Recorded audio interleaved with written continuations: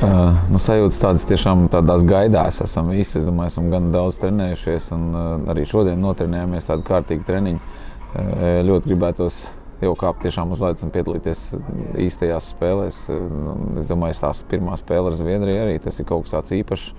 Tā spēle visdrīzāk pie diezgan pilnām tribīnām, varbūt pat pilns halls, būs satraucoši. Man liekas, viņiem arī apnicis trenēties. Man liekas, ka viņiem arī jau gribās spēlēt.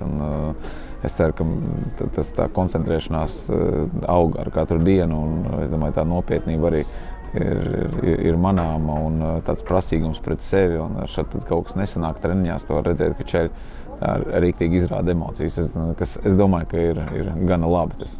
Vienmēr jau liekas, ka kaut kas nav pagūts, ka kaut ko vajadzēja varbūt kaut kādā brīdī paņemt vairāk. Tāpat laikā it kā visām lietām daļai ir iziet cauri, un skaidrs, ka mūsdienu hokejā ļoti svarīgi ir tā fiziskā sagatavotība. Uz to mēs pilnīgi noteikti uzspiedām vairāk, jo citādi jau nav jēgas domāt par vairākumu, ja tu nevari tikt fiziski līdzi. Jā. Tā kā, es ceru, ka visās jomās esam izdarījuši pietiekami daudz, lai varētu aizdīt sekmīgu turnīru. Vēl šodien apskatīsimies, šobrīd vakarā ir Zviedrijas un Amerikas spēle.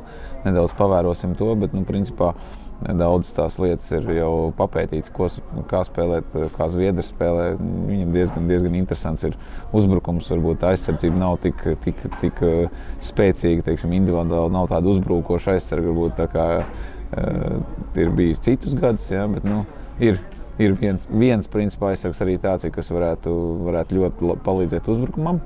Bet skaidrs, ka šī Zviedrijas komanda ir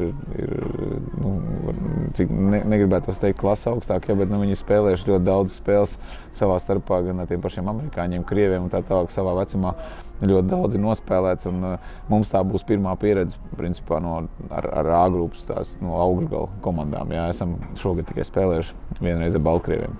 Es domāju, atbalstīt vienkārši puišus tīri emocionāli just līdzi un cerēt uz to, ka mēs varam gan tālu tikt šajā turnīrā. Katra spēle sākās no 0-0, un mēs pilnīgi noteikti mēģināsim vinnēt katru spēli.